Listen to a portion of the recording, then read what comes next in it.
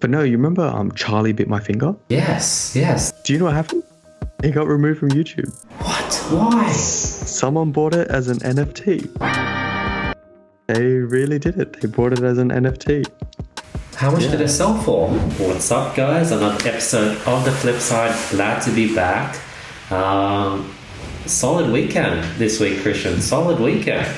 It was a good weekend. Welcome back. I think it's episode 30. I always have to check what episode we're up to. 36, maybe? Yeah, I think it's episode 36. I'm pretty sure it's episode 36. So hello, everyone. Thank you for tuning in. Episode 36 weeks in a row. Hope you're all sweet. Hope everyone's amazing. It's been a very, very topsy-turvy week. We've been talking about the same few topics a few weeks in a row. And, like, it is what it is. But this week was something else in terms of, I think it was, like, huge because, okay, first we had, the huge crypto fall, which happened last week. It happened after Tuesday. It was huge. Had, like, people lost millions and millions of dollars. We celebrated your birthday on the weekend. It was a lot happening. But how's your week? How's your week with the week that was, apart from the crypto cash? Because okay, for context, we were up until like 3 a.m. last week on, what was it, the Thursday or the Wednesday, I think. So either the 20th or the 19th, we're up until God knows what time in the morning, following the crash as it happened, and we were just like, what is going on? It like dipped so hard. There was all this like news, all this like freaking inside information, and we were like, what the is happening? Things were just crashing, and we were just like, all the group chat, like, what the hell is happening? So there was that. Then we went out for dinner. Haven't been out in ages. Drunk, had nice dinner. And then that was the Saturday. Sunday had like a meeting with a few friends. Caught up with Aussie, who's been on the podcast. So another night of drinking, eating. And then Monday comes around and I'm like dead. I'm literally like, I don't want to do anything at all. So I sleep in because I'm a bit tired. I came home on the Sunday. I couldn't do shit. I was just like on my phone till 3 a.m. Monday morning, I go to Rashay's headquarters and I meet the founder of Rashay's. No way. So how was that? Wait, how did that even? Well, obviously, don't tell me how it happened. Tell me later. But like, I'll share. What was that like? Yeah. So a few months back, the founder Rami Ykmour, I don't know how to pronounce his last name, like commented on one of like my posts, like a reaction, and I reached out to him saying, hey, thanks for commenting. I'm really big fan of what you do, great motivation. Would you want to come on the channel or on my podcast? No reply. I'm like, okay, this is definitely a social media team. Like, he's not going around freaking commenting on people's posts. It's this social media team. Then on Sunday, I get a message saying, hey, $25 tickets to my live speaking event. I'm going to be speaking in Sydney Coliseum, 1,000 seats, $25 a ticket. And I reply saying, hey, if you want to sell your tickets, you should go ahead and create a custom audience of all your current following and just retarget them hard with many different creatives. That would be the best way for it to sell tickets. And then she was like, oh, wow, could you do that for us? I was like, yeah, I'd love to, come through and show you guys everything step to step. And she was like, can you come through tomorrow? I'm like, yeah, for sure. So the next morning, come through, and I was like, hey, I'm here for Rami. And then they put some account, she was like, yeah, he's currently in a meeting.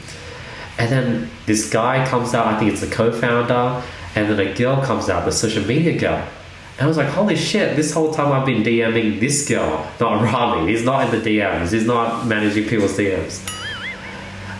So she takes me to the back, tells me what she's doing, how they're trying to sell 1,000 tickets in the next month, how there's already a person marketing. There's this guy named, this white guy with glasses, has like light beard, dressed in a dress. So he's like this weird, like, I don't know, it's like this techie, white, like corporate feeling guy. He's like, he graduated with a marketing degree.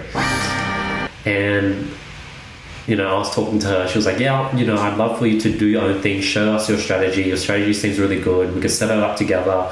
I don't want you to sort of give our marketing person some insight. We want him to do it and you to do your thing so we can see the difference in results.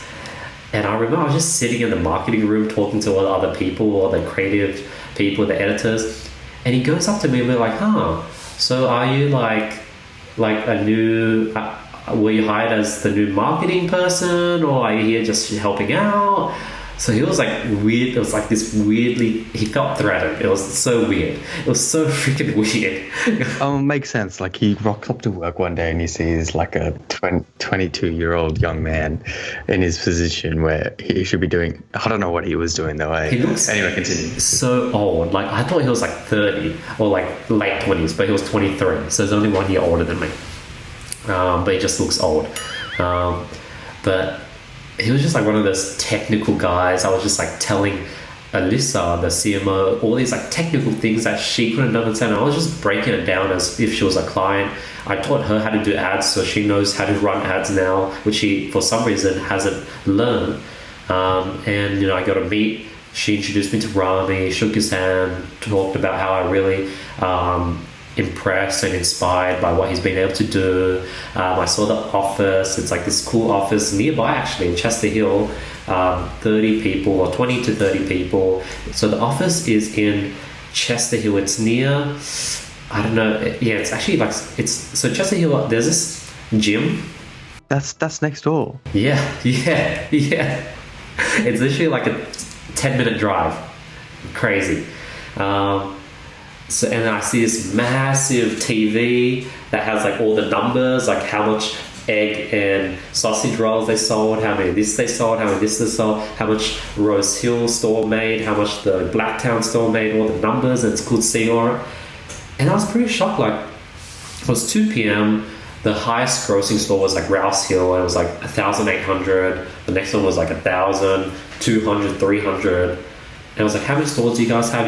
They have 20 stores. And I saw like a 1.8 million number. And I think that was like the monthly number. I think that's sort of how much they do in a month.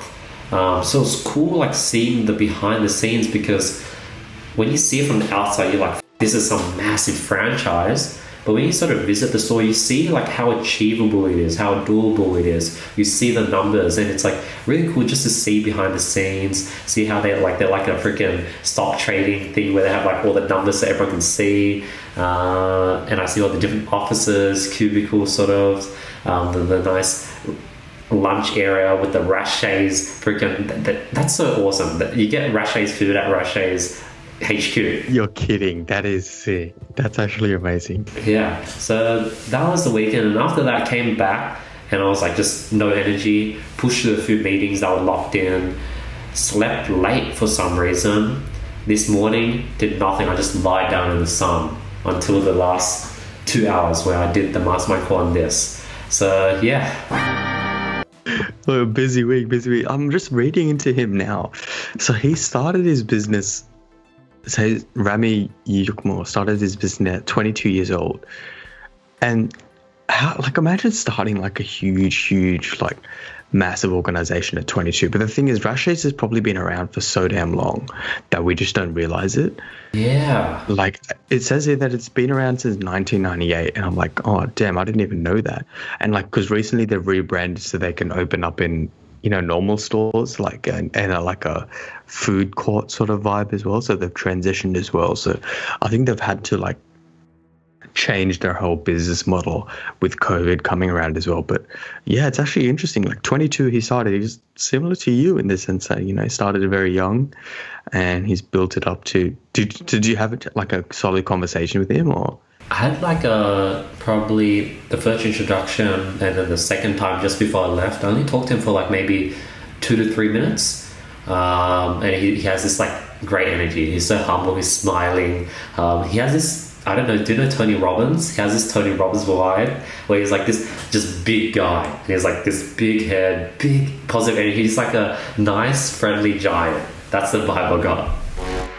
Just looking at him, I'm just like, oh geez, yeah. He looks like Hodor from Game of Thrones. You know what I mean? Yeah. I'm actually looking as well. seems he's got a podcast as well. I'm just looking through the podcast now. Oh, surely we get him on as a guest. Most definitely.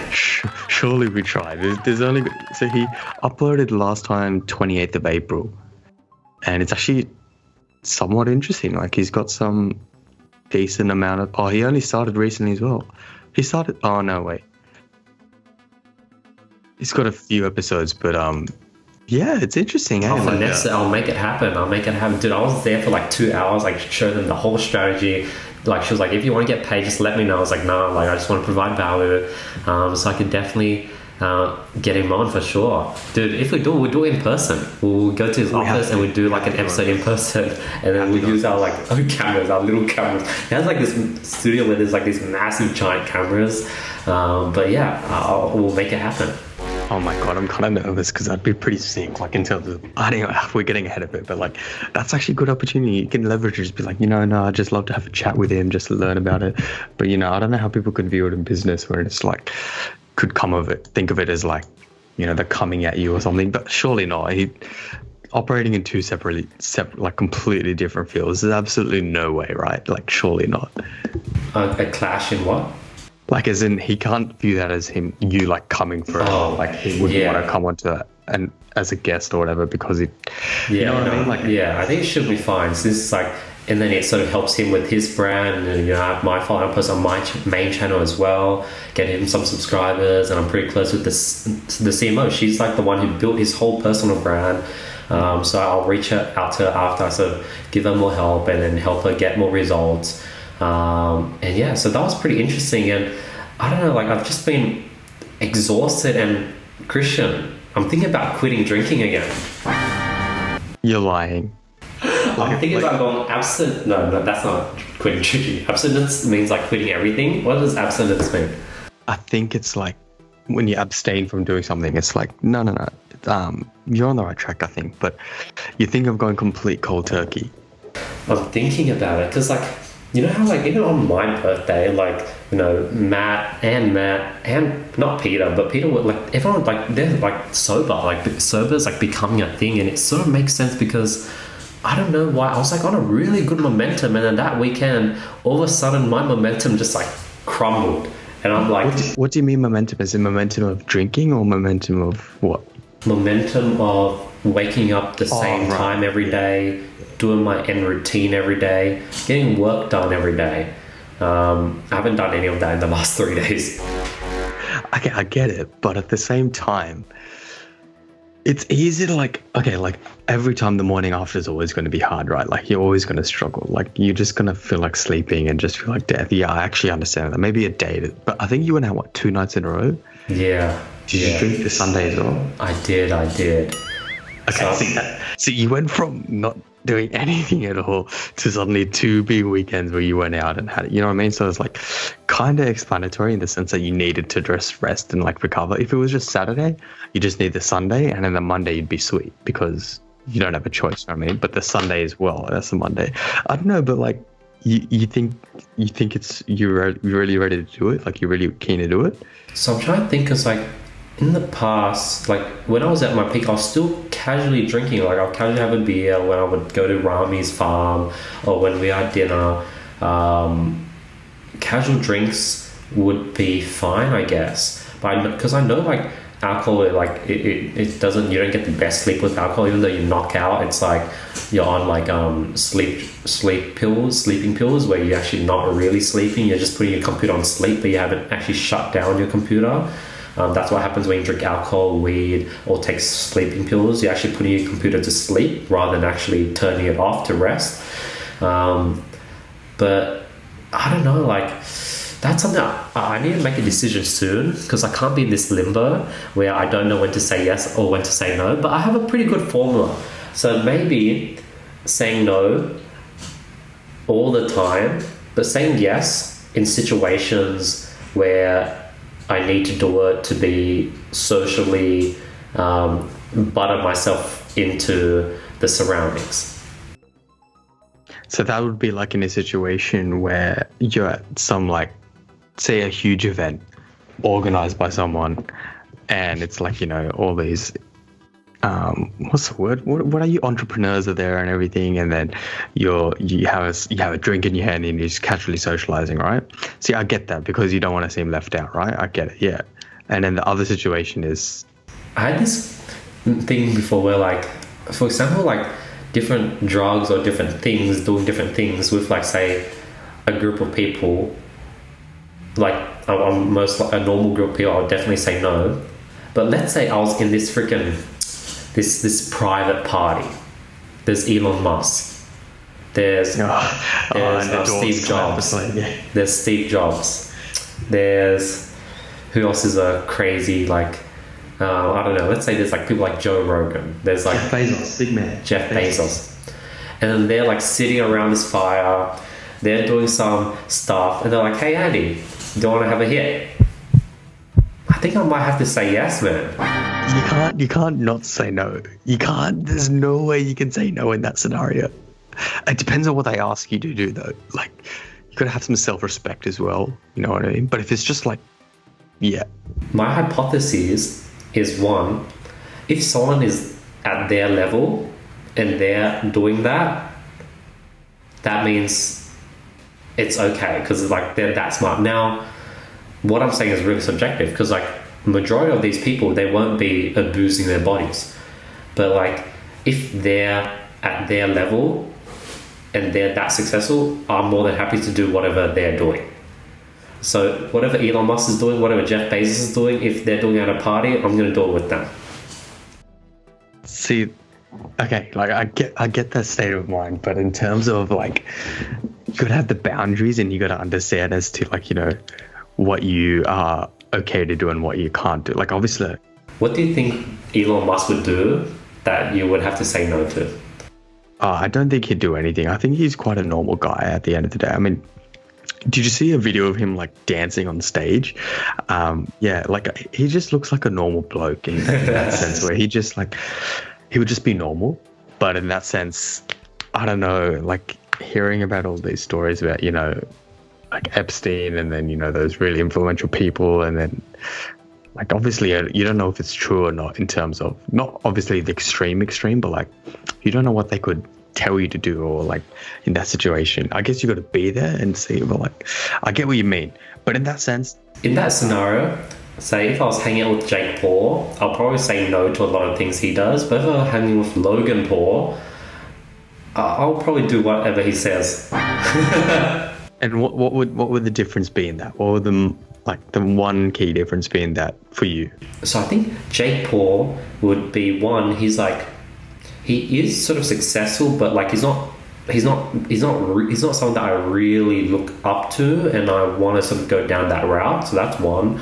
And two, he'll probably be doing things that are a bit more reckless. Like, let's say he's doing freaking cocaine. He's freaking doing, like, mushrooms. He's doing a bunch of crazy things. Some freaking ketamine. Like, who knows what Jake Paul does?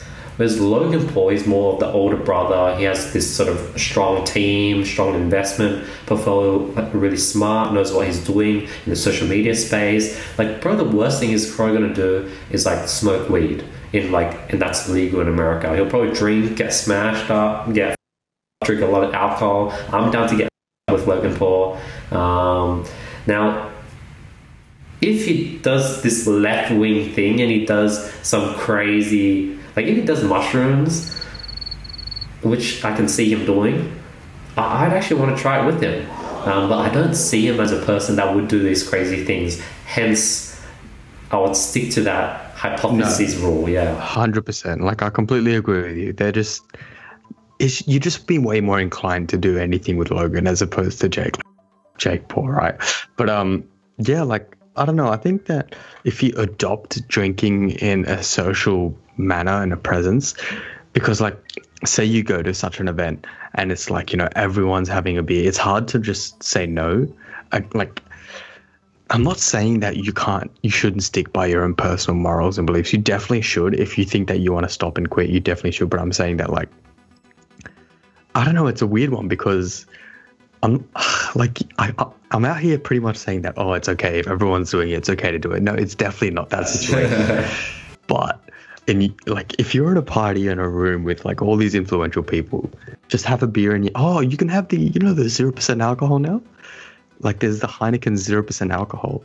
It's not, I don't know what it is, but it's not alcohol. It's 0%.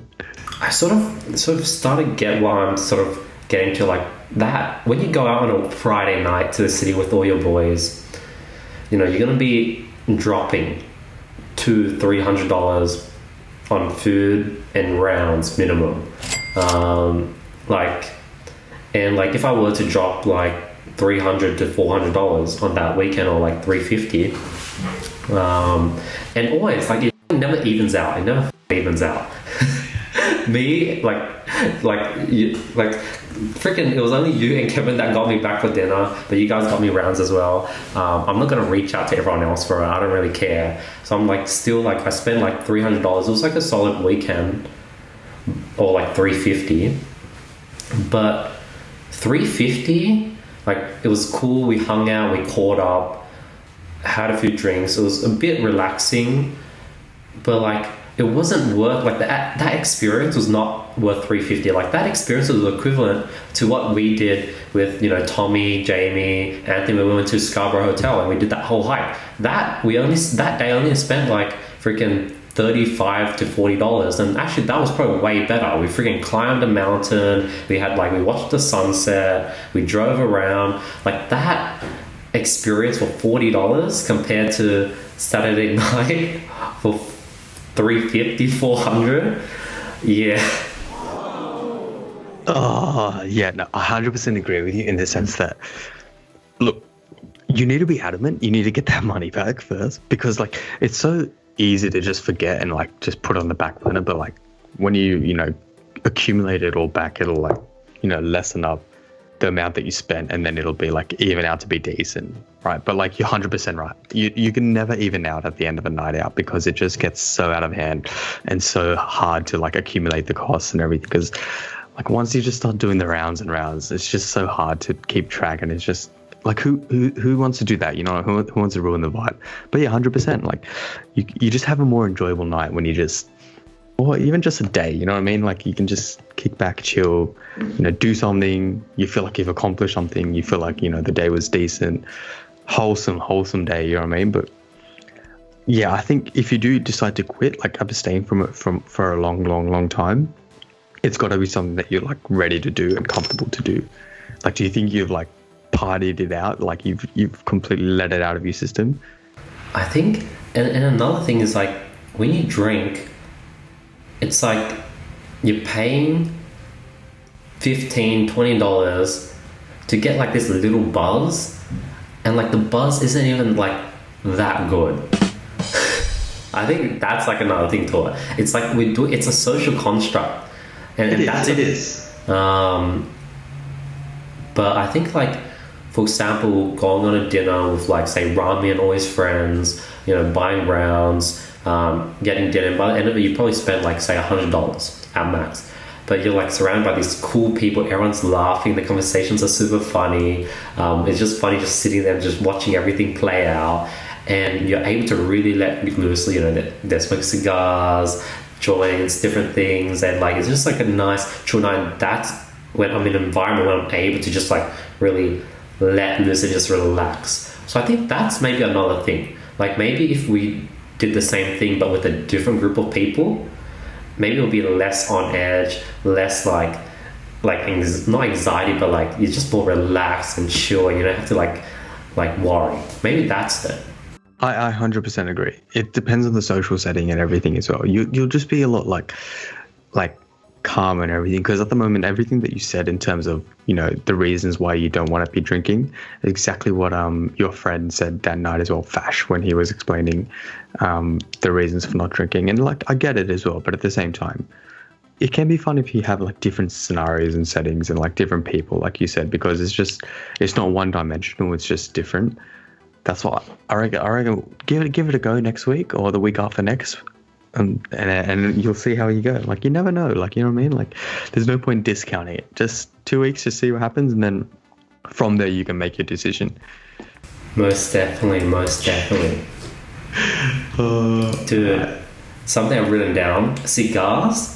are basically the adults' baby sucker. You know when we had babies, we had the like things to suck on. That's the adult, like cigars, the adult version of that. Why? Because it just keeps everyone. It's like a pacifier. It keeps people quiet, and then you just suck it. It's just like something to do. You just enjoy that motion. You don't really inhale anything. It's just like the taste in your mouth and cheeks. It's like the adult pacifier. Then what are your thoughts on vaping then? Vaping is just like, it's so interesting, isn't it? How like vaping has taken the Western world by storm so quickly. Like, I swear like it picked up in the last 1 or 2 years, but like really picked up during COVID maybe. I don't really know. It's probably been huge. Yeah, since COVID, I think maybe. I've never really understood it. Like, how did it pick up, and like what made people like go to it? Like, it was so crazy how when we went to like Kevin's birthday party, everyone had one. Literally everyone. It's like an everyday carry, EDC. Your EDC is a vape, everyday carry. Like what? Like, I wonder why. Like, I get because you're still inhaling nicotine, right? And at the end of the day, that's the addictive substance in it, in like tobacco and in the cigarettes and everything. And it's just like, is it like a escape route from cigarettes? Is it like the next step to like quitting, or because it's just as bad? You know what I mean? Like, I'm guilty of it. I'm still guilty. I'm not saying I've never had it before. I've done it before. I'm still guilty of it. But it's just like, it's so interesting, isn't it? Like, I'm just like observing people doing it and everything. It's fascinating. You know what's so funny, Krishn? This brings it back to the first topic. How probably people like Bash or like sober version of me would think about people who drink. What you just said you can literally use that same line on like, why does everyone drink? That's true. That's true. It's interesting, isn't it? But it's like, it's hard to explain, isn't it? In terms of just, I'm stumped. I'm honestly stumped. It is. You're 100% right. It is. It's just I haven't thought of it that way because like, yeah, I don't know. I'm at a loss for words. I'm honestly at a loss for words. Because I was going to answer, like, everyone's vaping not because like they like vaping or they enjoy it. It's because like freaking everyone else is doing it, and then obviously then they get addicted to it, and then that's why they continue doing it. But literally, you buy vape because everyone else is doing it, and then that's when I looped it back to alcohol. Yeah, you're 100% right. You buy because everyone's doing it, then you loop it back to the alcohol. Like, it makes sense, right? It makes sense. But moving on really quickly, did you see what happened today? You know what the most viewed video on YouTube was for a while? No.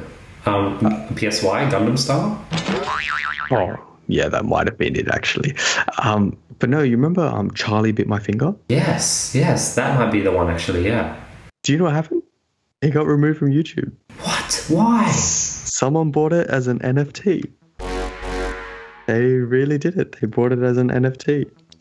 How much did it sell for? I have no idea how much it sold for. I'll try and find out now. What? That is insane. So the video was released in 2007. I'm sure everyone's seen it. They made so much. Charlie Bit My Finger? It's sold for $1 million as an NFT. So as it is, that video would have made them so much money.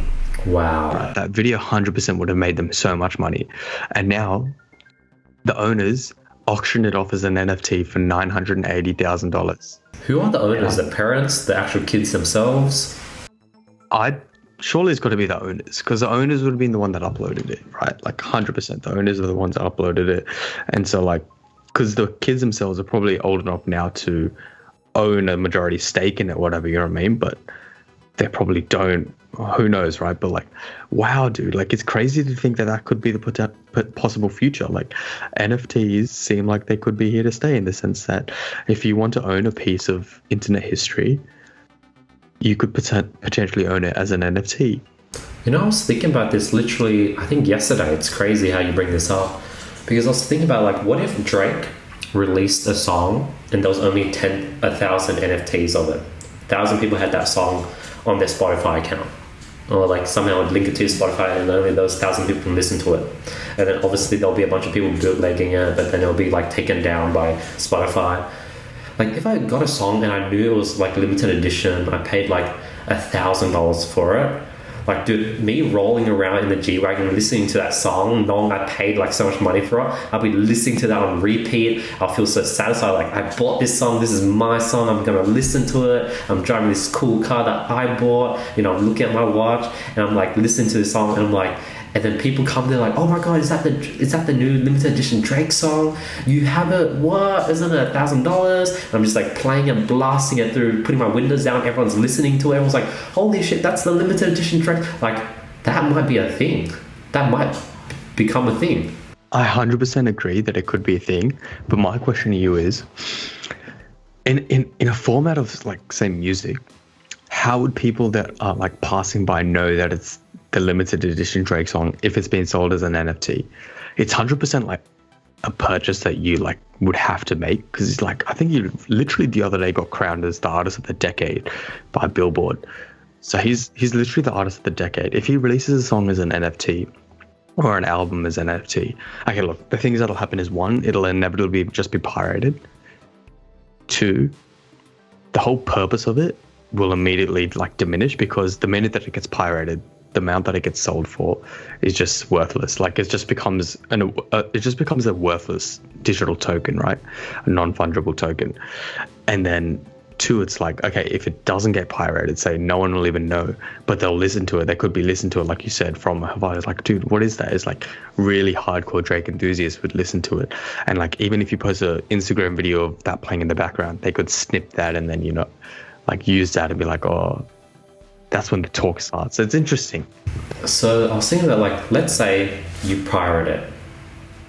Then you're going to have to like connect your phone, upload it to your phone, go to your files folder, click on the files folder and play that song and just have it on repeat. And then when you want to go back to your playlist, take it off and go back to Spotify. It's crazy how I just realized that as the world moves on, we're being restricted to certain things like Spotify, Instagram, where like eventually having this like flexible Windows computer, Android phone, where you can like listen to these things on the side, talk to people outside of Facebook, be direct, because right now everyone just communicates through WhatsApp and Messenger. People listen to music through Spotify and you can see what other friends listen to on Spotify. Eventually these things will become monopolies that would basically be the foundation and the gatekeepers for NFTs, being like, hey, everyone uses Spotify, but you have to own the NFT to listen to that song, or your friends can see you listening to it. Of course, you can pirate it, but then now you're not going to be using Spotify, where you have your thousands of songs already split into nice playlists. That's the thing. That's so true. Because now that you think about it, okay, back in the day, how did you used to consume music? Yeah. How did you? I would go to. You tell me the same. You tell me the same exact process that I used to do. Go, tell me. I would like search up. I'll go on like iTunes and look at the top 10 songs, play them. Okay, this is cool. This is cool. Let's go to Pirate Bay, LimeWire, search it up, download all the top 10 songs, get my MP3 on my phone, put in the wire, connect it to the freaking computer, delete the old songs that I've gotten sick of, put in the new 15 to 20 songs. Because your iPod only had a certain amount of memory that could only hold. Exactly. Take it off, put it in my pocket, and I'm like, dude, I can't wait to go to school tomorrow in the bus. Freaking wake up early. I'm like, I'm keen to go to school. I'm keen to go on the bus. Freaking get on the bus, put in my earphones, put it on, and I'm like, yeah, new set of 15 songs. 100%. Did you? Like, that's exactly what I used to do. LimeWire, Pirate Bay. Bro, there used to be so many of these music sites where even if you had... did you ever have like a first generation iPod Touch? I had those fake ones. Those like fake ones where you couldn't spin it, you really clicked it. Yeah. But yeah, like way back when the iPod Touch first got announced, iPod Touches were so sick, man. Like you could pretty much have like an iPhone as an iPod. And it'd be like so cool because you'd just be like sitting in class in like primary school or early high school, be like using your iPod, and people are like, oh, what's that? Yeah, it's like, oh, what's that? Oh, it's just an iPod, you know, it's not an iPhone, but it's just an iPod, and you pretend like you're texting on it, but you can't text. You could have like WhatsApp on it, but that's about it, right? But yeah, like you go on LimeWire, you go on Pirate Bay, you download all the songs. Did you ever used to like? This is what I used to do. Like I used to because when you download the music, it could come up with like some random generic album cover. It'd just be like, Dance 100. So yeah, I used to download the actual album covers and then Attach it on. Yes. Google Images, download the PNG, attach it to the file. Renaming the file. You know how you'll get like Taylor.Swift blank space .1988-xvideo big brackets, and you'd rename it. You'd go to the settings, you would put in the artist name, the album, the date of creation in the actual format of the file, so it would pop up on your iPod. 100%. And it's so interesting because back then, dude, we were only like 10, 11 years old when you had to do all that. I can't for the life of me figure out how to do that on my current phone. Oh man, dude, I don't know how to do that. Like without Spotify, I'm finished. Do you know what I mean? Yeah. If I don't use, because I don't know if you use Apple Music or Spotify. Spotify. iPhones won't even allow you to do that. Yeah, like it doesn't, like before you could do that with the iPhones. You'd have to connect your phone. Now it's all on cloud, right? But you have to connect your phone and you got to like open up iTunes, and drag music and sync it. Yeah. And then when you sync it, you can't touch your phone. Yes. That's just like can't do anything. So like you're syncing it, you're waiting for it to happen, you're seeing it, you think the bar progressing, you're like, yes, this is so sick. I'm finally gonna have new music and everything. And like I'm thinking back then, I'm like, how did I know how to do all of that without any YouTube video tutorials? Yeah. We didn't watch YouTube, we didn't know how to do it. And I'm thinking, how do we know how to do that? Like who taught us? It was weird. So 6 months ago when I started using TikTok, my brain hurt because I was trying to understand how the app worked. I was like, in the homepage it was weird. There wasn't like an actual news feed. It was this weird forced news feed. The following page was like not really. I didn't know how to use TikTok, and it took me a while to figure it out. But when I was young, I was just like, and then a few hours later, I figured it out. Yeah, you figured it out, right? And so the point is that I'm getting to at the end of the day is, if a song were to be released as an NFT, you would have to be receiving that song as an MP4 file or whatever files are used for music. I mean, you know how producers and artists send music back and forth to each other? Because you could have a producer, say, in New York, and then the artist in what's the other side? California, right? So two other sides. They have to send the files digitally, right? So they're used to sending the files digitally. They all have those access to the files digitally, whereas we never technically do. We just use Spotify now. We never have access to those files. So like when we receive it, we'd have to manually input into files, and like when you do that, you'd have to go into the deep-rooted file settings in your phone, find that, and then play from there, as opposed to on Spotify people can see what you listen to. It's not the same, and you're like, oh, no one can see what I'm listening to. So like my chain of thought is, if NFTs were to be really pushed out and like a thing of the future, and you know what, I think it could save the music industry. It's a hot take, but I think it could save it. You know why I think we could save it? Because you know how streams account for only a very, very small portion of what's considered sales for an artist. So like for an artist to hit the top 100 in the billboards, they got to like, I think like 100 cents or like 0.2 of a cent or something. Yeah, that's correct. Like I think like 1,000 streams equals one sale or something like that, or something like ridiculous. Like it's a ridiculous conversion. Now, my chain of thought is, if NFTs were to push through, because no one's buying digital copies of albums anymore. The last one I bought was like, I bought this one, right? I actually bought it because the artist signed it and everything. And like, I like to buy albums every now and then just to like show support, right? Like, and I have a CD player in my room, but like, not many people have CD players anymore. Vinyls are there, but they're not as big. If things were to be released as NFTs, there should be like Spotify should like enable us like a special access to it, where it's like it's like anything, like to access this song, you need a special product code, and only like 5 product codes are available in the world. It's only one-time use, and like you buy a Drake song, you want to be one of those 5 people that buy that Drake album. You have that product code, and only you have it, and it's a one-time use. You put the code in, and suddenly you have access to it on your Spotify. But then that comes about issues where people could like try and hack into the Spotify network or systems and like make that album available for themselves, and they didn't pay for it. It's all these different things, but that could account for a sale. You know what I mean? Like that's technically a sale, and Spotify allow that. And already they have subscription-based services, but like if they allow people like purchase it directly, I don't know. Do you get what I'm trying to say? Like, yeah, I think like what's going to happen is literally one, the artist can release 1,000 songs directly to the consumer, where they pay them to get the song, pay them for one of the 1,000 song. Right now, I guess they can do that on iTunes, but it's still a bit hard. It's not direct to consumer. It is, but then you have to go through so many different people, and like they don't even get the $2. They probably get like 2 cents out of the $2.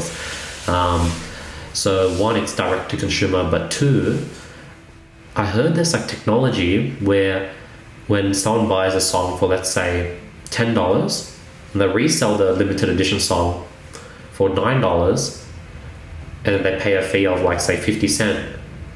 That's 50 cents will go as royalties to the artist. So every time they sell their songs initially on their first songs, when the people resell their NFT songs, the artist can get forever commissions on every time the song is passed on to the next person.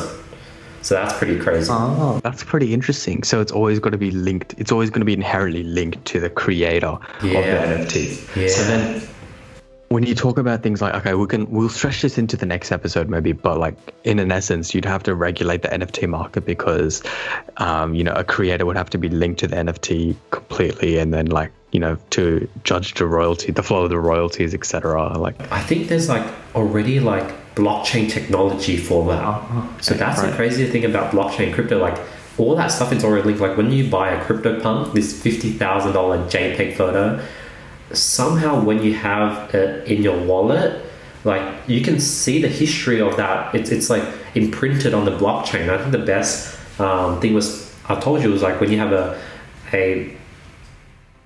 album that's signed by the artist, it's like it's now verified. It's now 1 out of 1. You can't copy the album that you just showed me. It can't be copied. It's signed.